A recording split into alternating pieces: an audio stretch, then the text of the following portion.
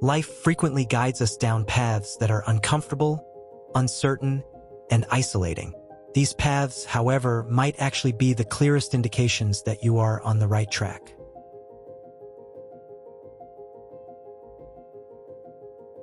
When you feel abandoned and alone, it can be tempting to believe that you've made a wrong choice, missed important signs, or that your struggles are proof of failure. Yet, more often than not, the most challenging and trying times are the very signals that you are on a journey of growth and transformation. Feeling abandoned and lost is common when you are treading a path that few have ventured before. The wilderness you wander through is not a sign of being forsaken, but an essential part of the process. When you're lost, every step becomes deliberate, every decision carries more weight, and the surrounding silence forces you to confront what lies within. In this confrontation, you start asking the questions that will shape your future. Who am I? Where am I going? Why does this journey feel so difficult? These questions don't arise when everything is easy and clear. Comfort rarely pushes us to delve deep into our being. It is in discomfort and confusion that you begin to uncover the layers of your own soul. The wilderness becomes a classroom where lessons in patience, perseverance, and self-awareness are taught. You may feel abandoned, but this sense of abandonment is a sacred space inviting you to explore parts of yourself that were previously hidden beneath the noise of a busier, more predictable life. This isolation serves as fertile ground for insight and growth. You might look around and see no one coming to help. The support you anticipated seems absent. This leads you to question whether you're truly on the right path. But what if no one is meant to come? What if part of your journey involves realizing that the strength you seek externally is already within you? This realization can be challenging and often arrives during your deepest struggles, leaving you with the weight of your own responsibility. The unsettling truth is that in moments like these, no one else can carry you through. You must learn to navigate by your own light. There is something profoundly empowering in this understanding. Though it feels lonely, the absence of external rescue forces you to tap into reservoirs of resilience you didn't know you had. There's a kind of salvation that only occurs when you stand on your own feet and confront the storm head-on. The truth is, God does not always rush in to spare you from hardship because the hardship itself is shaping you. Even in biblical stories, the greatest figures were not spared from suffering. If Christ himself wasn't saved from the cross, what makes us believe our journey won't involve some heavy burdens of our own? In this season of feeling forsaken, you are being refined. The solitary path you walk is not a punishment but preparation. You might feel abandoned, but this solitude is the crucible in which your spirit is being tested, strengthened, and purified.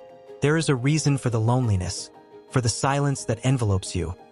It provides the space to hear a deeper voice, one you may have been too distracted to notice before. It is in this solitude that you begin to understand your true relationship with God, with yourself, and with the world. When no one comes, when no visible hand reaches out to guide you, it forces you to confront your own power. You learn to trust in your ability to survive and thrive, even in the absence of obvious support. This doesn't mean you become hardened or reject help entirely.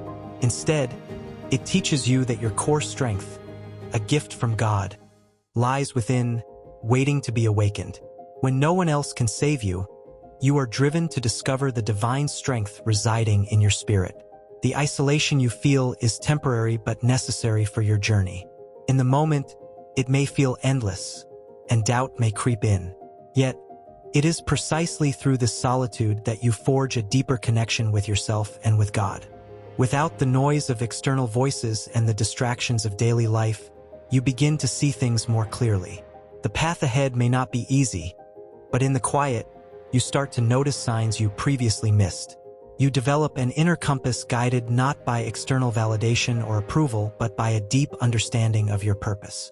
In the moments when you feel most alone, you are actually being drawn closer to God. It is in the wilderness that many spiritual figures, Moses, Elijah, even Jesus, had their most profound encounters with the divine. Solitude may feel like abandonment, but it is truly an invitation into intimacy with God. When all external sources of comfort and guidance are stripped away, you are left with the truth that God has been with you all along, dwelling within you, waiting for the world's noise to quiet enough for you to hear his voice.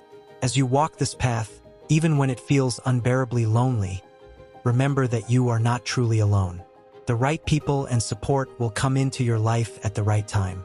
For now, this part of the journey is about learning to trust yourself, rely on your inner strength, and cultivate a relationship with God that is based not on the presence of others, but on the truth of your own spirit. The relationships meant to come will arrive when you've learned the lessons that can only be discovered in solitude. Each step, each moment of feeling abandoned or isolated, is preparing you for something greater. The struggles you face now are the very fires forging you into the person you need to become for the next phase of your journey. You may not see it yet, but these uncomfortable signs, feeling lost, abandoned, or alone, are indicators that you're on the right path. They are shaping you into someone who can carry the weight of your future, someone who not only survives but thrives amid adversity. This path, though uncomfortable, is leading you exactly where you need to go. Keep moving forward,